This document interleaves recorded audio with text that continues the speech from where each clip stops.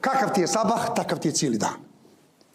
Ako si na sabahu, ti si pod zaštitom Allahovom tokom cijelog dana, to je Rasulullah rekao se. Men salla salata subhi fa huwa fi zimmeti Allah. Ko klanja sabah, on je u Allahovoj zaštiti tokom dana. Nismo baš dobro zaštićeni. Ko biva, hoćeš da vidiš kakav si danas? Kakav ti je sabah bio? Prespao si. Tamam, ljudi smo i poslaniku se desilo da prespije na sabah. Ljudi smo. Ali nek ti bude teško što nisi ustao.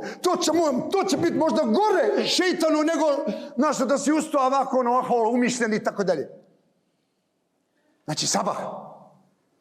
Šta, nemaš vremena zbog posla na sabah, jel? Nemaš vremena, radiš.